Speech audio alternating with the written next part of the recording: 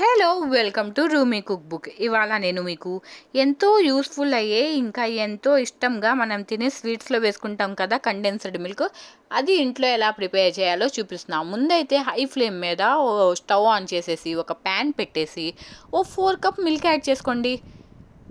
Normal packet milk add చేసుకోండి. 4 cup milk add చేసేసుకొని దీంట్లో ఏమో 2/3 కప్ సైజ్ ఉండిద్ది కదా, ఆ కప్ సైజ్తో 2 కప్ షుగర్ యాడ్ చేసుకోవాలి. 2 కప్ షుగర్ యాడ్ చేసుకొని హై ఫ్లేమ్ మీదే కంటిన్యూస్గా స్పూన్ తీసుకొని మిక్స్ చేస్తూ ఉండాలి. ఇది చక్కగా ఒక 30 మినిట్స్లో ఇంట్లో ప్రిపేర్ అయిపోయిద్దండి. హాఫ్ అన్ అవర్ కంటిన్యూస్గా మిక్స్ చేస్తూనే ఉండాలి. ఇది కొంచెం హీట్ ఎక్కింది, పాలు కొంచెం హీట్ అయిన తర్వాత ఏం చేయాలంటే కొంచెం మీడియం ఫ్లేమ్లో పెట్టేయండి. చూడండి, పాలైతే కొంచెం హీట్ అయింది. నేను మీడియం ఫ్లేమ్లో అయితే చేసేసాను. మీడియం ఫ్లేమ్లో చేసి ఇంకా మిక్స్ చేస్తూనే ఉండాలి.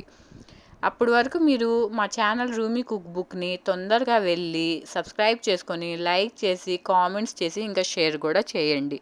ఇంకా నెక్స్ట్ రెసిపీస్ కోసం కూడా ఇంకా వీడియోస్ చూడండి. ఓ 20 మినిట్స్ తర్వాత కొంచెం కలర్ చేంజ్ అయిపోయి థిక్నెస్ అయితే వస్తుంది.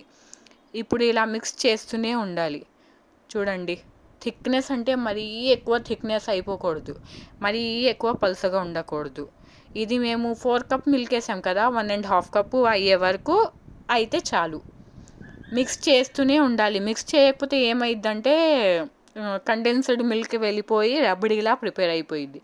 చూడండి, ఎంత థిక్నెస్ అయితే చాలండి. ఇప్పుడు నేను ఆఫ్ చేసేసి ఒక 10 మినిట్స్ 20 మినిట్స్ చల్లారే వరకు పెట్టేసిన తర్వాత చూడండి, అది చల్లారేటప్పుడు ఏమైందంటే గట్టికి పడిపోయి చూడండి ప్రిపేర్ అయితే అయిపోయిందండి చక్కగా ఇంట్లో కండెన్స్డ్ మిల్క్.